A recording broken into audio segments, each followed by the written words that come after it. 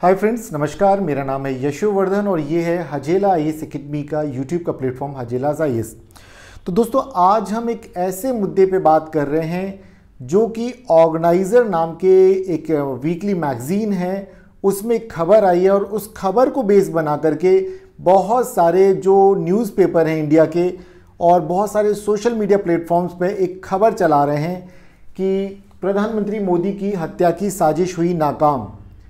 अब ये क्या है, क्योंकि बांग्लादेश में एक अमेरिका के कर्नल रैंक के ऑफिसर थे, रिटायर्ड, वे दूसरा काम करते थे वहाँ पर, वो भी सैनिकों को, बांग्लादेशी सैनिकों को कुछ ट्रेनिंग देने का काम करते थे। और ये सारी बातें जितनी मैं बता रहा हूँ, जितने न्यूज़पेपर हैं, चाहे वो नवभारत टाइम्स हो, हिंदुस्तान हो, अमर उजाला हो, मतलब कुल मिला के हिंदी इंग्लिश के जितने हैं, और जितने बड़े बड़े यूट्यूबर जिनके करोड़ों करोड़ फॉलोअर्स हैं, उन सभी ने इस मुद्दे पर लगातार वीडियोज़ बनाए हैं। लेकिन ऑथेंटिसिटी की अगर हम बात करते हैं तो वहाँ पर यह आता है कि ऑर्गेनाइजर में दी गई आपुष्ट खबरों के अनुसार ये बात होती है। लेकिन क्या ये सच है, इस बात को हम जानेंगे कि क्या सच में नरेंद्र मोदी जी की हत्या की साजिश CIA, अमेरिका या किसी अन्य गुट ने की या नहीं की।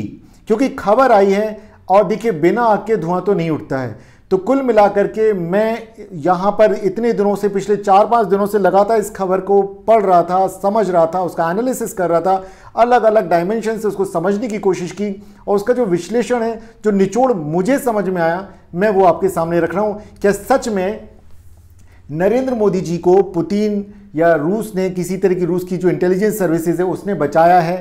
क्या नरेंद्र मोदी जी की हत्या की साजिश सच में हुई थी?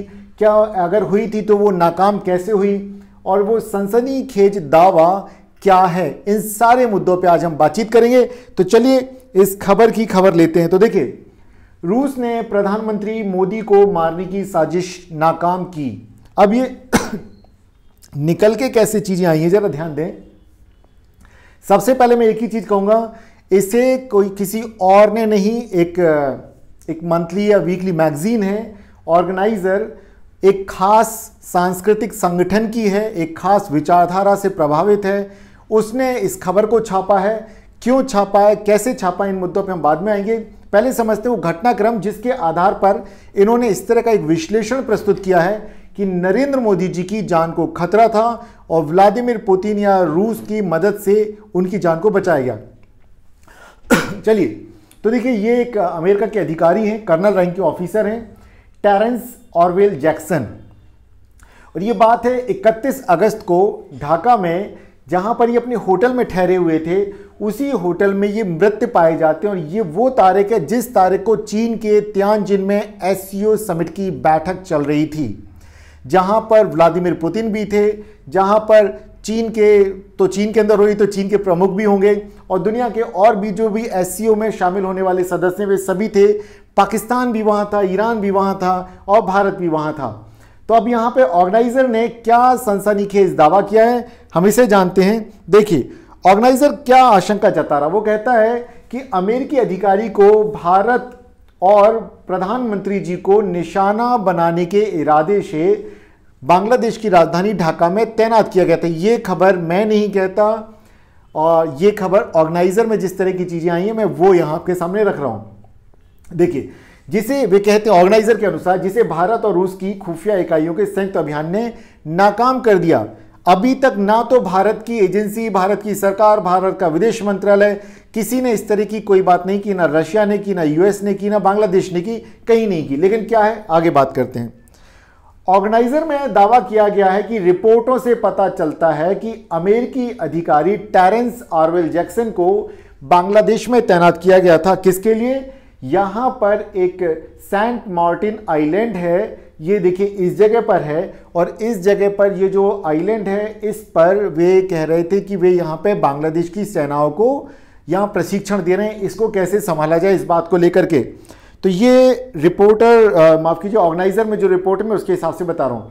ऑर्गेनाइजर में जो छपी रिपोर्ट है उसके हिसाब से इसका मकसद सेंट मार्टिन द्वीप को लेकर बांग्लादेशी सेना को ट्रेनिंग देना हो सकता है। यही वर्ड उठाए मैंने वहां से।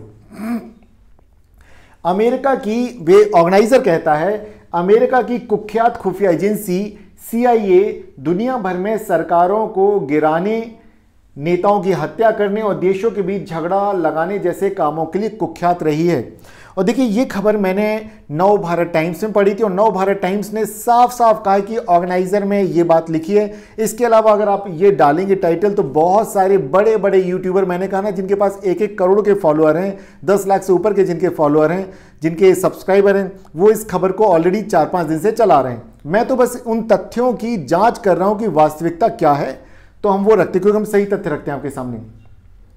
तो यहां में पता चलता है कि जो CIA है ये अमेरिका की एक एजेंसी है और दुनिया भर में सरकारों को गिराने, नेताओं की हत्या करने और देशों के बीच झगड़े लगाने के लिए कुख्यात रही है। तो ये तो बड़ी कॉमन सी बात है कि जो खुफिया एजेंसीज हैं वो ऐसा करती, क्योंकि उनके लिए अपने देश के हित सर्वोपरि होते हैं, तो ऐसा होता है। तो जैसा कि ऑर्गेनाइजर ने बताया है कि CIA नागरिक विद्रोह को भड़काकर सरकारों पर प्रेशर बनाती है, सरकारें गिराती है और अमेरिका का आधिपत्य स्थापित करने में मदद करती है, जैसे कि पाकिस्तान, नेपाल और बांग्लादेश में अभी कुछ ही समय पहले किया गया। अब ये जो अमेरिकी अधिकारी हैं, जो कर्नल रैंक के एक अधिकारी हैं, टेरेंस ऑरवेल जैक्सन, ये 31 अगस्त को ढाका स्थित अपने कमरे में मृत पाए गए हैं। ऑर्गेनाइजर ने दावा किया है कि जिस दिन अमेरिकी अधिकारी टेरेंस ऑरवेल मृत पाए गए हैं, उसी दिन प्रधानमंत्री मोदी शंघाई सहयोग संगठन के शिखर सम्मेलन में भाग लेने के लिए चीन के तियानजिन में थे। अब ये जो शिखर सम्मेलन था, यहां पर अगर हम देखें तो प्रधानमंत्री मोदी और रूसी राष्ट्रपति व्लादिमीर पुतिन ने कार के अंदर बैठे रहे और अकेले में बातचीत की। लगभग 30 मिनट से लेकर के 40 मिनट के आसपास की बात की जाती है ऐसी कई सारे वीडियोस और रिपोर्टों में कि बैठे रहे। अब अंदाजा लगा रहा है भाई बैठ के इन्होंने क्या बताया हो कि CIA आपके विरुद्ध इस तरह का षड्यंत्र कर रही है या किसी और मुद्दे पे उनकी बातचीत, ये कोई नहीं जानता, लेकिन अनुमान लगाए गए हैं, इस तरह के अजम्पशन किए गए हैं और इस बात को वे कहते हैं ग्लोबल लेवल पे कवरेज भी मिला। तो चलिए, अच्छी बात है। तो ऑर्गेनाइजर ने दावा किया कि विश्लेषण किया जा रहा है कि मतलब कहानी किसी ने, ऑर्गेनाइजर इस तरह का विश्लेषण कर रहा है कि प्रधानमंत्री मोदी और राष्ट्रपति पुतिन के नेतृत्व में भारत और खुफिया बलों ने एक संयुक्त अभियान में ढाका के उस अमेरिकी सुरक्षा अधिकारी को मार गिराया जो प्रधानमंत्री मोदी की हत्या की साजिश रच रहा था। यहां पर ये उसी अधिकारी की बात कर रहे हैं ऑर्गेनाइजर। और अब ये मैंने कहा ना, यहां कोई भी प्रूफ नहीं, ना तो बांग्लादेश की सरकार ने दिया, ना अमेरिका ने दिया, ना भारत की किसी संस्था ने दिया, बस ऑर्गेनाइजर ने इन सारी बातों का अनुमान लगाया और वो सारी खबरें चला दी। अब देखिए, तो रिपोर्ट में कहा गया कि यह पूरी संभावना है कि प्रधानमंत्री मोदी और राष्ट्रपति पुतिन ने तियानजिन में कार के अंदर 45 मिनट की अनियोजित बातचीत के दौरान इस बेहद हाई प्रोफाइल और गहन एजेंडे पर चर्चा की हो। शायद जिस दिन मोदी और पुतिन के गुप्त चर्चा की, उसी दिन ढाका में वह अमेरिकी अधिकारी मृत पाया गया। कुल मिलाकर के यहां पर सारे अनुमान ही अनुमान लगाए गए हैं, वास्तव में हुआ या नहीं हुआ इस बात की कहीं पुष्टि कोई नहीं कर रहा है। अब और बात देखते हैं, क्या एक चीज और है, प्रधानमंत्री मोदी ने सिमकॉन में एक शिखर सम्मेलन हुआ था यहां पर, उसमें एक भाषण दिया था और उस भाषण में वे कहते इस तरह के संकेत दिए थे कि जैसे प्रधानमंत्री जी ने कहा कि आप लोग, मैं आया हूं तो तालियां बजा रहे हैं, इसलिए बजा रहे हैं कि मैं गया था या मैं सुरक्षित लौट के आ गया हूं, किस लिए ताली बजा रहे हैं। कहते प्रधानमंत्री जी कई बार इस तरह के वाक्य अधूरे छोड़ जाते हैं जिनमें गूढ़ रहस्य छुपे होते हैं। तो लोगों ने यहां पर अनुमान लगाया, ऑर्गेनाइजर ने, वे कहते हैं कि शायद प्रधानमंत्री जी ये कह रहे हैं कि मैं जिंदा आ गया हूं, शायद आप लोग इसलिए ताली बजा रहे हैं। प्रधानमंत्री जी ने ऐसा नहीं कहा, लेकिन ऑर्गेनाइजर ने इस तरह का अनुमान लगाया। जो ऑर्गेनाइजर के विश्लेषक हैं उन्होंने ये बात बताई है। अब अगली बात और करें कि क्या भारत को अस्थिर करना चाहता अमेरिका, तो इस बात को तो मैं मान लूंगा कि अमेरिका बिल्कुल ऐसा चाहेगा कि यहां की सरकार कमजोर रहे, तो उसके हिसाब से अमेरिका की जो भी दबाव की नीति उसके आगे सरकार झुक जाए। अब कैसे कि पिछले कुछ महीनों से लगातार भारत विरोधी बयान दे रहे हैं डोनाल्ड ट्रंप और पाकिस्तान की तरफदारी लगातार कर रहे हैं और एक तरह से वे प्रधानमंत्री मोदी के लिए कठिन माहौल बनाने वाली राजनीतिक बयानबाजी भी कर रहे हैं। ट्रंप ने भारत के लिए ऊपर ऑलरेडी 50% का टैरिफ इंपोज कर रखा है। इसके कारण और देखते हैं लोग सवाल भी उठा रहे हैं, वहीं पड़ोसी देशों को भी परेशान कर रहे हैं। अमेरिका भारत को भी उसी तरीके से अस्थिर करने की कोशिश कर रहा है। क्या CIA भारत को अस्थिरता की आग में झोंकना चाहता है, जैसे नेपाल, बांग्लादेश और श्रीलंका में हुआ? लेकिन अगर ये रिपोर्ट सच्ची है तो भारत अमेरिका संबंधों को बुरी तरह से प्रभावित कर सकता है। अब देखिए, ये तो हुई वो बात कि जिसको कि एक सनसनी बना करके चलाया जा रहा है, लेकिन मेरा जो अनुमान है वो कुछ अलग है इस खबर को लेकर के। देखिए क्या है, ऑर्गेनाइजर जो ये अखबार है, ये आरएसएस नाम की एक संस्था का अखबार है, और ये तय मान के चलिए कि नरेंद्र मोदी जी के ऊपर जिस तरह के प्रश्न चिन्ह उठ रहे हैं, मे भी शायद वहां से ध्यान भटकाने के लिए खबर हो।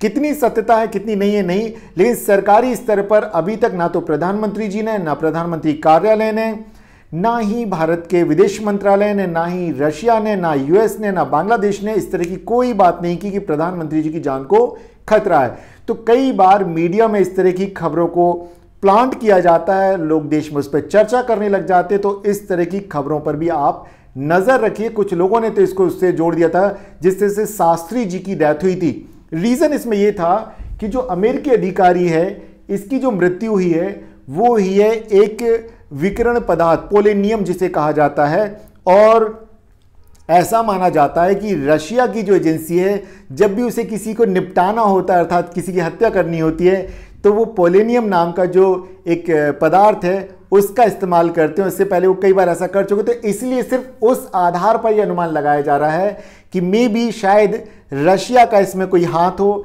सीआईए के अधिकारी को लेकर के।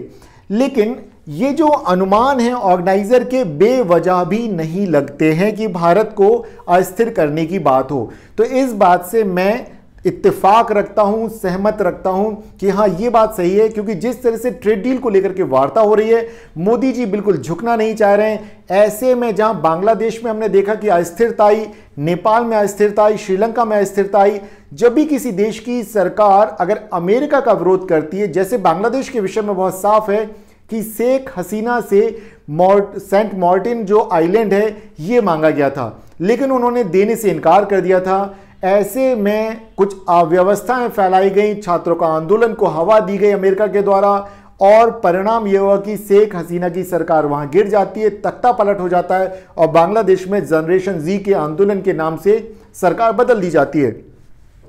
इसे माना जा सकता है, और इस तरह की चीजें भारत में भी की जा सकती है, इसमें कोई दो राय नहीं है। और कभी भी अगर किसी देश को लगता है कि अपनी बातें मनवानी हो, वो अमेरिका जैसे अगर बड़े देश हैं, तो छोटे देशों के अंदर भी अव्यवस्था फैला करके ऐसी स्थितियां पैदा कर सकते हैं। मैं इस बात से इत्तेफाक रखता हूं, लेकिन यहां पर वो हत्या वाली थ्योरी, अभी उसके लिए कोई स्पष्ट इस तरह के परिणाम या प्रमाण नहीं है, तो उस पर थोड़ा सा अनुमान लगाना जल्दबाजी होगी। तो मैं उम्मीद करता हूं कि आज का ये जो विश्लेषण है, ये मोदी जी की हत्या वाली साजिश पर विराम लगाने के लिए बहुत होगा। जो समझदार होंगे वे समझ गए होंगे इस बात को।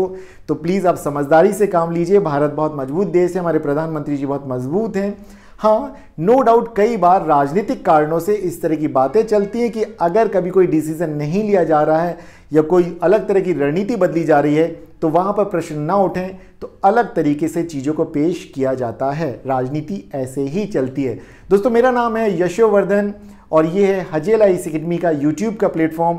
आप लगातार हमारे साथ बने रहिए, अपने मुद्दों को आप जागरूक बने रहने के लिए हमारे साथ बने रहिए, मैं ये कहूँ तो ज़्यादा बेहतर है। तो फिर मिलते हैं एक नए दिन एक नए विषय के साथ, तब तक लगातार लर्निंग अपनी जारी रखिए। नमस्कार।